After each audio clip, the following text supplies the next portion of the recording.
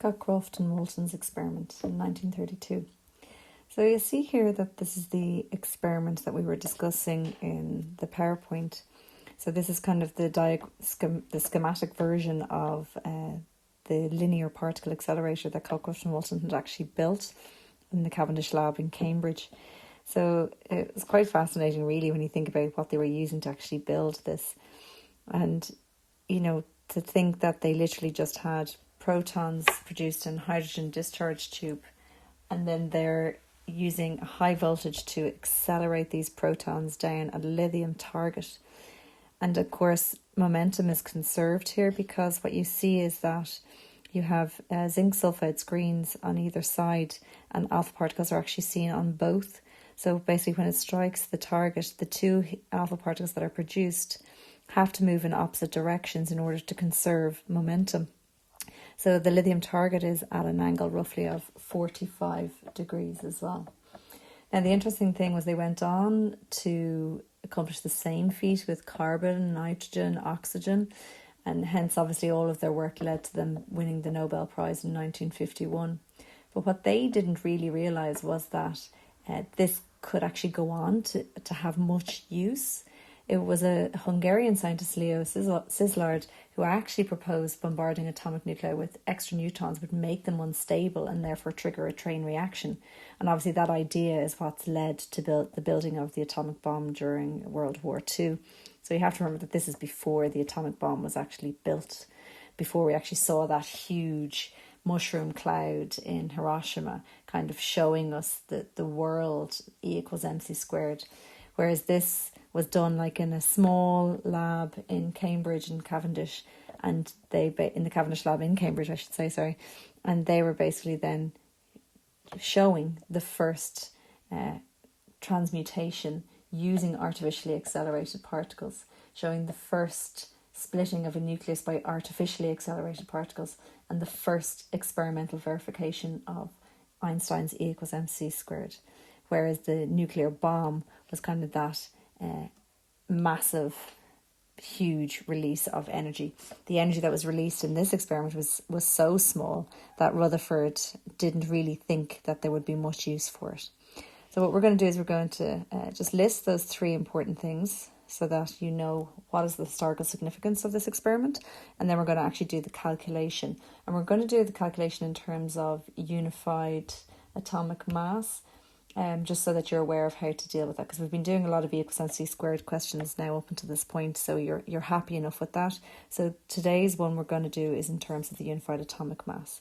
Okay, so I'm going to get you to list the three historical significance first by pressing pause in the video, and then check, are you right?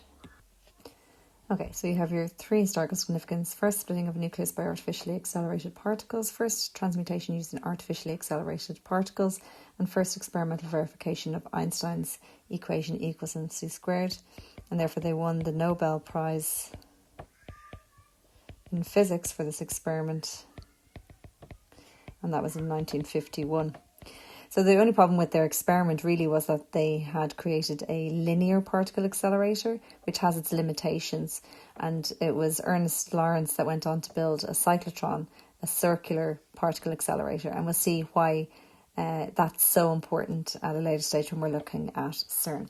Okay, so we're going to do the example now on page 368 in your, not 368, sorry, 370 in your textbooks. And we're going to look at problem 4. Okay, so we're told that when lithium is bombarded with a proton, two alpha particles are produced. How much energy is released? Given the atomic masses of lithium and proton, the alpha particle are given as such, and in terms of U being 1.66 by 10 to the power of minus 27. Now it's important to note that U is the unified atomic mass unit, and we looked at this at the end of our nuclear chapter, okay, and this value can be found then in your maths tables. If it's not provided to you in the questions in the Leaving Cert, you are expected to be able to go to your constants page on page 47 and find U there, okay. So sometimes because these numbers are so small, we tend to write them in terms of U instead for neatness and convenience and simplicity. So in doing this question, we're looking for the energy released, then what we're looking for is our E equals mc squared. Now we know that in E equals mc squared, it's delta M, which is our loss or gain in mass. Okay, so it's our change in mass, it's our mass defect. So what we want to do here, first of all, is look at the mass of the reactants,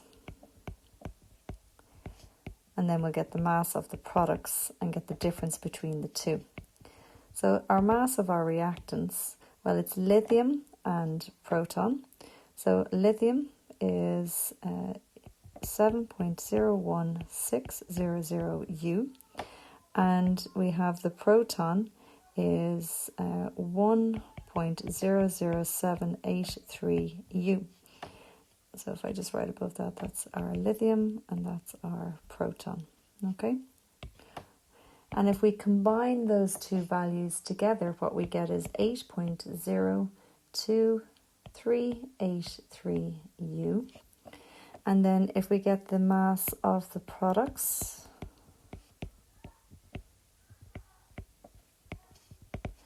well, we have 2 alpha particles. So our alpha particles is 4.00260 U, and we have 2 of those.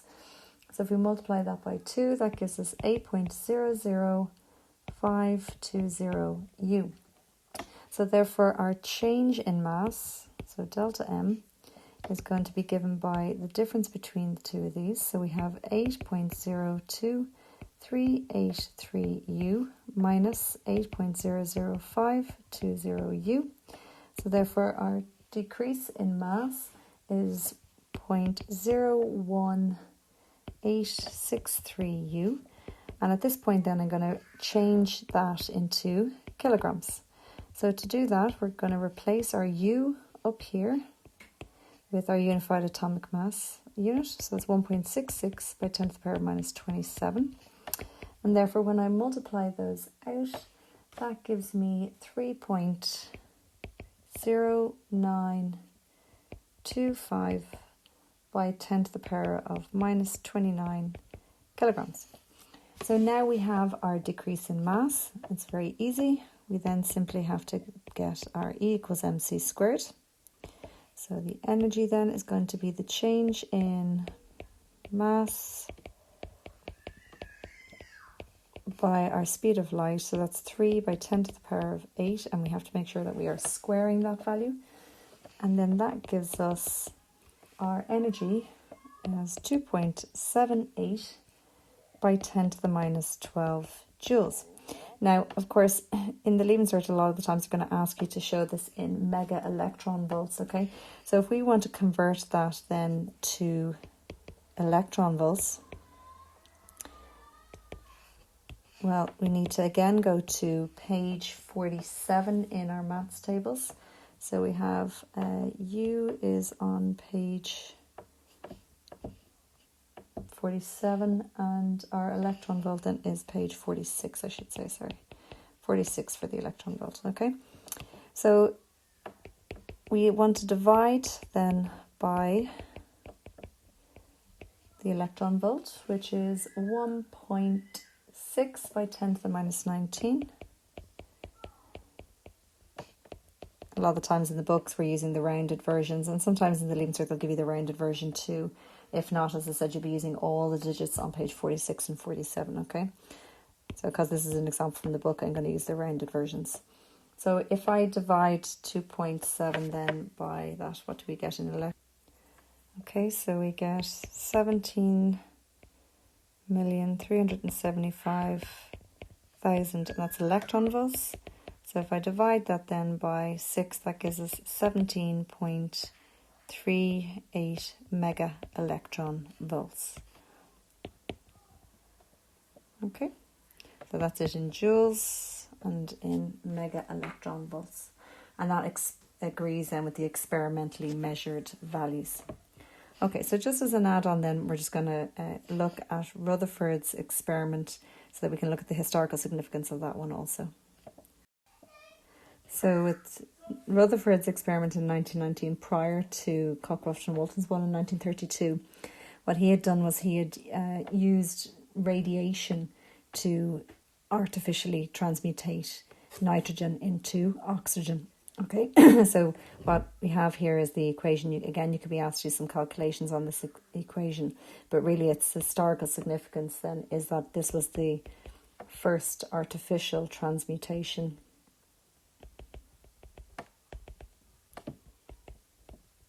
of a nucleus.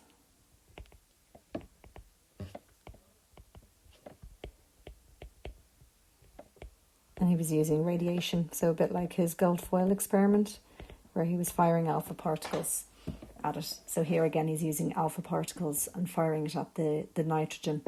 And then that nitrogen is transmutating, it's changing into oxygen. Okay, so therefore it's not using accelerated particles or artificially accelerated particles at all. It's just natural radiation. So that's the main difference between the two experiments.